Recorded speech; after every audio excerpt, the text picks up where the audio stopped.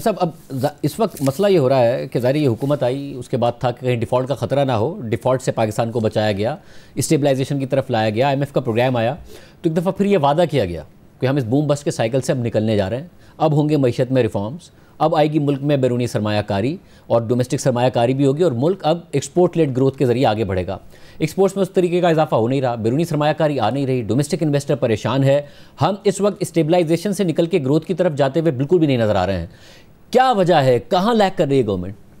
دیکھیے اسٹیبلٹی آ گئی، آپ کی اسٹیبلٹی آ گئی، اس میں کوئی بحث نہیں ہے، ٹھیک ہے۔ گروتھ کے لیے آپ کو کچھ ریفارمز کرنے تھے، کچھ اصلاحات کرنے تھے، آپ نے جو بھی اسٹیبلٹی لائے ہیں، آپ نے صرف ایک پیسے کا حکومت کا خرچہ کم نہیں کیا ہے، ایک پیسے کا آپ نے اپنا نہ صوبے کا نہ وفاق کا آپ نے اخراجات کم کیے، آپ نے صرف ٹیکس بڑھائے، تو آپ نے لوگوں کی ڈیمانڈ ختم کر دی ہے۔ لوگوں کے پاس جو پیسے ہوتے جس سے وہ انویسٹ کرتے، پیسے وہ لگاتے کہیں پہ خرچ کرتے، وہ پیسے تو آپ نے لے لیے۔ جب 61% ٹیکس ہوگا آپ کی کمپنیوں کے اوپر، 40% نوکری پیشہ لوگوں کے اوپر، تو کہاں سے پیسے ہوں گے لوگوں کے پاس؟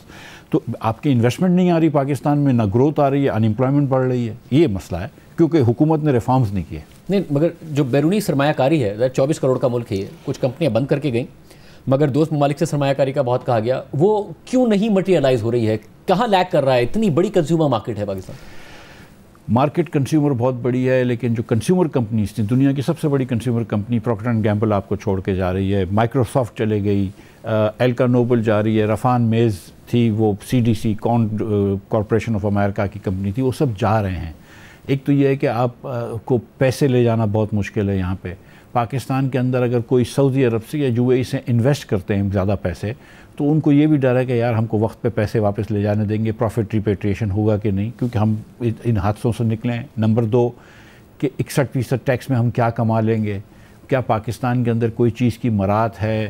کیا بجلی ادھر سستی ہے؟ نہیں، آپ کی کوئی ملک اٹھا لیں اس سے مہنگی بجلی پاکستان کی ہے، کوئی ملک اٹھا لیں اس سے زیادہ ٹیکس ہے، کوئی ملک اٹھا لیں اس سے زیادہ گیس ہے۔ گیس کی مثال میں آپ کو دے رہا ہوں کہ ان کو LNG ملتی ہے $8 کے نیچے، یہ بیچ رہے ہیں اس وقت انڈسٹری کو 4500 روپے کی، 4200 روپے کی، مطلب یہ پاگل پنا ہے نا۔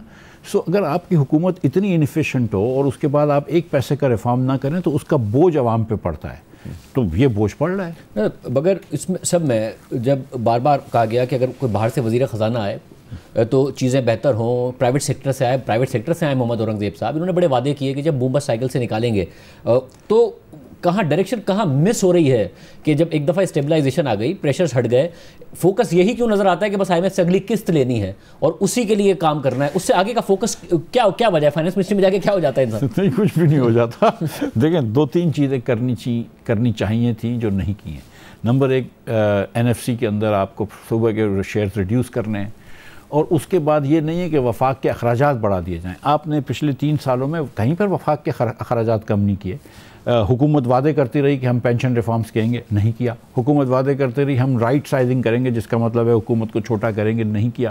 ہر جگہ آپ کی حکومت کی سائز بڑھ رہی ہے، صوبوں کی حکومتوں کی سائز بڑھ رہی ہے، نہ آپ نچکاری کر رہے ہیں، نہ آپ حکومت کی سائز کو چھوٹا کر رہے ہیں، نہ آپ اخراجات کم کر رہے ہیں، آپ کے خسارے ہیں، اور خسارے کم کرنے کے لیے آپ ٹیکس بڑھا رہے ہیں۔ تو کہاں سے گروتھ آئے گی؟ آپ نے گروتھ لے کے آنی ہے، آپ NFC ایوارڈ چینج کریں۔ آپ نے گروتھ لے کے آنی ہے، آپ نچکاری کریں، آپ بجلی سستی کریں۔ بجلی کی پوری اکثر ہماری پالیسی غلط ہے، گیس کی پوری پالیسی غلط ہے۔ آپ نے اس حساب سے پرائسنگ کری ہوئی ہے کہ ایز اف پاکستان میں شارٹیج ہو بجلی کی، پاکستان میں تو ایکسس بجلی ہے۔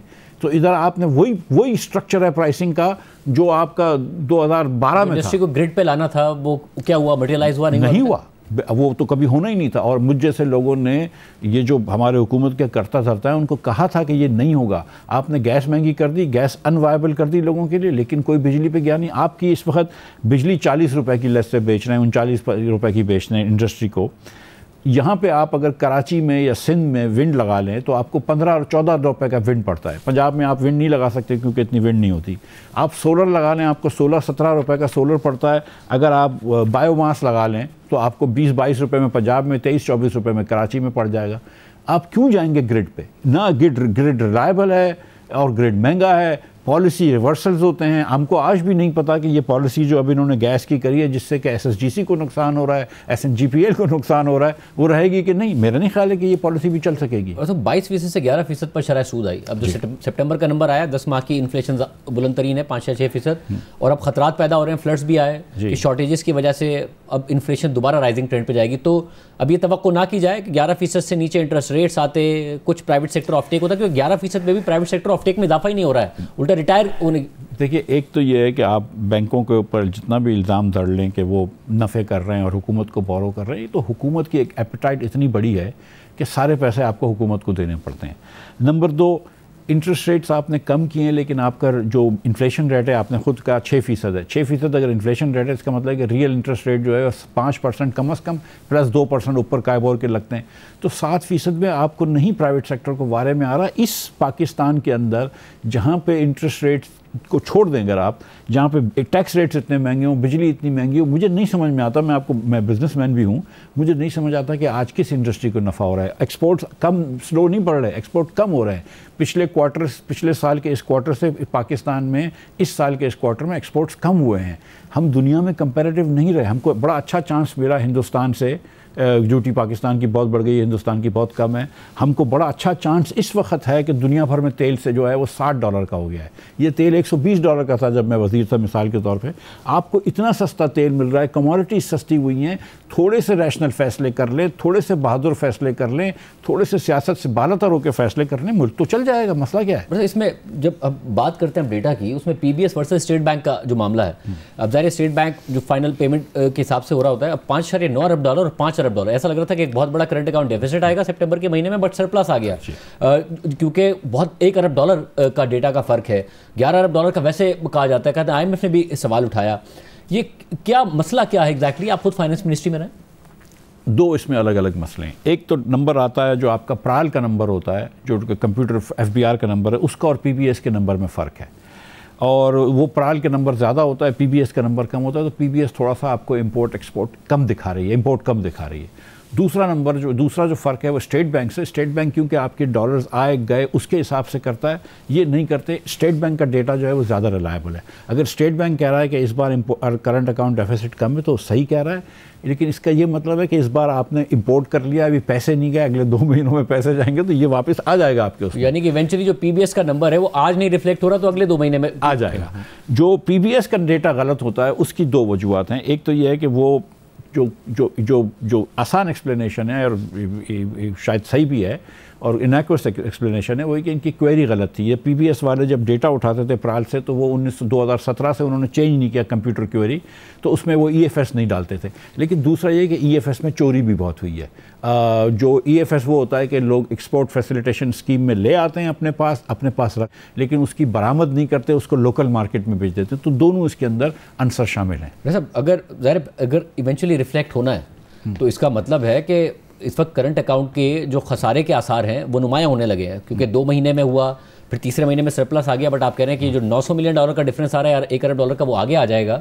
تو اس کا تو مطلب ہے کہ ہمیں اس دفعہ ایک ایسی سچویشن کا سامنا ہے جس میں گروتھ 3-3.5% کی اور کرنٹ اکاؤنٹ سر اٹھا رہا ہے. تو اس میں تو یہ گروتھ تو کم از کم تھوڑا سا پک اپ کرے اگر کرنٹ اکاؤنٹ سر اٹھا رہا ہے. اس میں یہی مسئلہ ہے کہ ہم وہ بوم بسٹ کی طرف نہیں جا رہے ہیں, ہم بس سے بسٹ پھر نہ چلے جائیں. لیکن یہ بات درست ہے آپ کی کہ اگر کرنٹ اکاؤنٹ عموماً جب بڑھتا ہے کرنٹ اکاؤنٹ کا خسارہ, تو اس کا مطلب ہے کہ گروتھ یہاں 5-6% ہو جاتی ہے.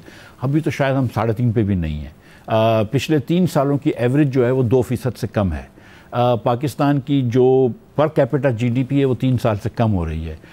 جو ہاؤسنگ سروے کے حساب سے جو ان امپلائمنٹ آئی ہے وہ 20% آئی ہے. بہت سارے مسائل ہیں, پاورٹی بہت بڑھ چکی ہے, نوکری لوگوں کو نہیں مل رہی ہے. جب تک 5% گروتھ نہیں لاتے آپ یہ جو 20-25 لاکھ بچے ہمارے لیبر فورس میں آتے ہیں ان کو ایبزارب نہیں کر سکتے جب تک آپ گروتھ نہیں لائیں گے. یہ دیکھیں, یہ ملک پاکستان 20 سال سے ہندوستان, بنگلہ دیش وغیرہ سے پیچھے چل رہا ہے, پیچھے جا رہا ہے. مطلب ہر سال وہ زیادہ آگے نکل جاتے ہیں. ہم 3 سال سے اپنے آپ سے پیچھے جا رہے ہیں, ہم اپنے آپ سے غریب ہوتے جا رہے ہیں. یہ سسٹینیبل نہیں ہے. اسی لیے حکومت کا کوئی بیانیہ بھی نہیں بکتا کہ یہ سسٹینیبل نہیں ہے. اب حکومت کو چاہیے کہ وہ 2-4-6 جو بڑے کام ہیں, NFC کرنا, پینشن ریفارمز کرنا, تھوڑی سی ڈاؤن سائزنگ کرنا اور ٹیکس ریٹس کم کرنا, وہ کر دے. میرے خیال سے اگر صرف اتنی چیزیں کر دیں آپ, حکومت تھوڑی سی پیچھے ہٹ جائے نا تو پرائیویٹ سیکٹر سنبھال لے گا.